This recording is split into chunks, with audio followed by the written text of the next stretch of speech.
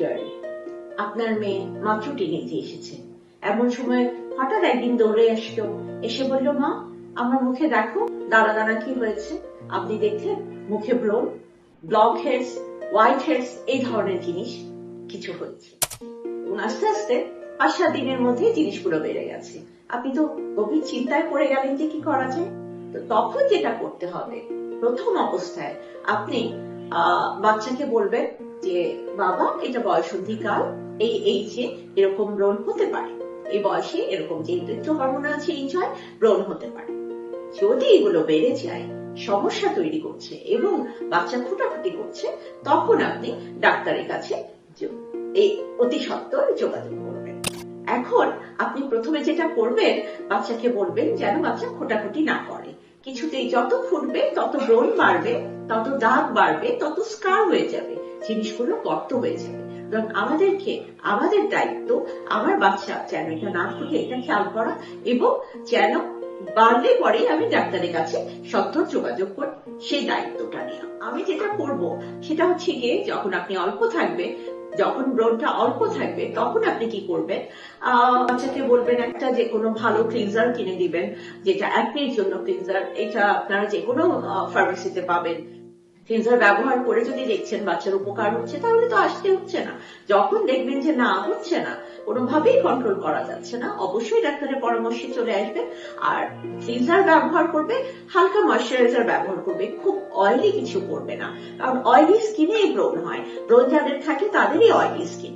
চেষ্টা করবো আমরা অয়েলটাকে কন্ট্রোল করতে। যদি অয়েল কন্ট্রোল হয়ে যায়, ব্রণ হয়তো ভালো হয়ে যাবে। যদি ভালো না হয়, তখনই আসবেন আপনি ডাক্তারের কাছে। তবে খেয়াল রাখতে হবে, টিনেজ বাচ্চাদের বাবা মাকে আমি বলছি, টিনেজ বাচ্চারা যেন কিছুতে এটাকে খুঁটাখুটি করে গর্ত না করে ফেলে।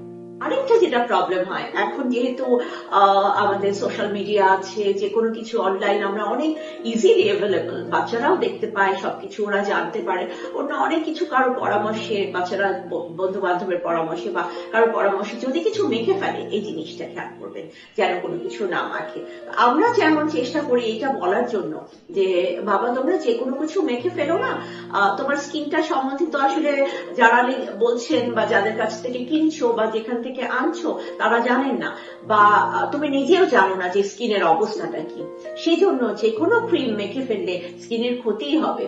তোমার কি টাইপের স্কিন, কেমন ব্রণ হয়েছে বা কেমন দাগ হয়েছে বা অন্য কোনো সমস্যা কিনা, সবার তো একরকম হচ্ছে না, সবার তো একরকমের সমস্যা হবে না। হরমোনাল চেঞ্জ আছে, স্কিনের নেচার আছে, বয়স আছে, অনেক কিছুই অনেক ম্যাটার করে ট্রিটমেন্টে বা ক্রিমে।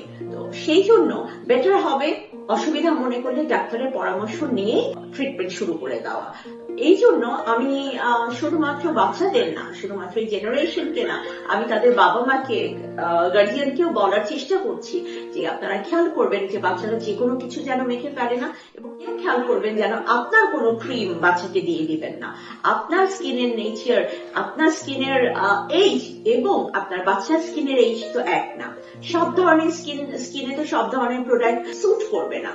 আমি 12-15 বছরের বাচ্চা যে জিনিসটা দিতে পারবো, সেই জিনিসটা কিন্তু বড়দের কাজ করবে না। তেমনি বড়দের 30-35-40 বছরের যারা আছেন, তাদের স্কিনটা ম্যাচিওর স্কিন, তাদের স্কিনে আমি যেটা ইউজ করবো, কখনোই বাচ্চার স্কিনে আমি এটা দিতে পারবো না। বাচ্চার এই যে পাতলা স্কিনটা, সেই স্কিনটা পড়ে যেতে পারে, অন্য অনেক ধরনের ক্ষতি হতে পারে। সেই জন্য আমরা চেষ্টা করব বাচ্চাকে এসব থেকে প্রহিবিট করতে। আমরা বাচ্চাকে বোঝানোর চেষ্টা করবো যে কোনো কিছু বাবা তোমরা মুখে মেখে ফেলো না, একটু চিন্তা ভাবনা করবে, একটু পড়ালেখা করবে, দরকার হলে তোমরা সার্চ করে নিবে। তোমরা এখন যে কোনো কিছু সার্চ করলে পাবে কি কোন জিনিসটা স্কিনের জন্য ভালো, কোন জিনিসটা ভালো না। আর ডাক্তার তো আছেনই, অবশ্যই স্কিনের ডাক্তার, ডার্মাটোলজিস্টের পরামর্শ নিয়ে তারপর ব্যবহার। খুব মিথ আছে বাচ্চাদের ক্ষেত্রে বা বড়দের ক্ষেত্রেও, যে ডাবল ক্লিনজিং, দিনে বারবার, কয়েকবার, 2-3 বার আমাকে ক্লিনজার দিয়ে ক্লিন করতে হবে, বা তার সাথে মাইসেলার ওয়াটার, এরপরে স্ক্রাব, এরপর ক্লিনজার, এটা সেটা, ক্রিম, লোশন, জেল, নানান কিছু ব্যবহার করতে হবে। ব্যাপারটা আসলে ওরকম না। আপনি এতদিন ঘষাঘষি করছেন স্কিনের উপর, এতে স্কিনের ব্যারিয়ারটা নষ্ট হয়ে যাচ্ছে। আমাদের স্কিন কিন্তু কয়েকটা লেয়ার, আমাদের এই মুখের স্কিন থেকে, স্কিনটা হচ্ছে গিয়ে লার্জেস্ট অর্গান। আমাদের সারা বডির যে চামড়াটা সেটা হচ্ছে গিয়ে আমাদের সব অর্গানের মধ্যে লার্জেস্ট অর্গান।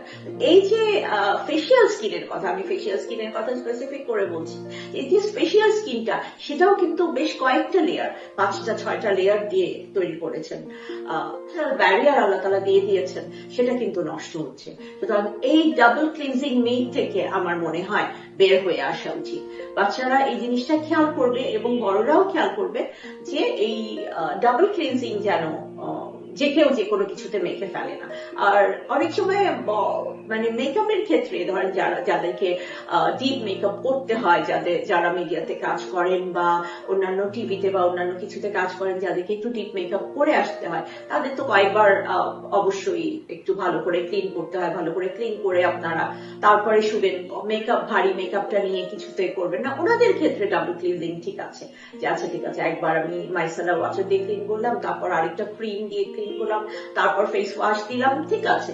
তো এটা এর মানে এই না যে এটা আমাকে রুটিনলি করতে হবে, এটা কিন্তু রুটিন না।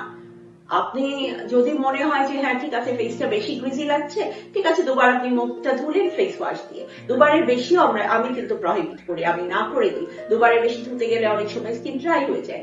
এই ড্রাই স্কিন আবার ওদিক থেকে একনি সবকিছু মিলায় একটু ম্যাসাকার অবস্থা, সেটাকে একটু ঠিক করা ঝামেলা হয়ে যায়। এই জন্য চেষ্টা করবেন এগুলো থেকে নিজেকে একটু প্রোটেক্টেড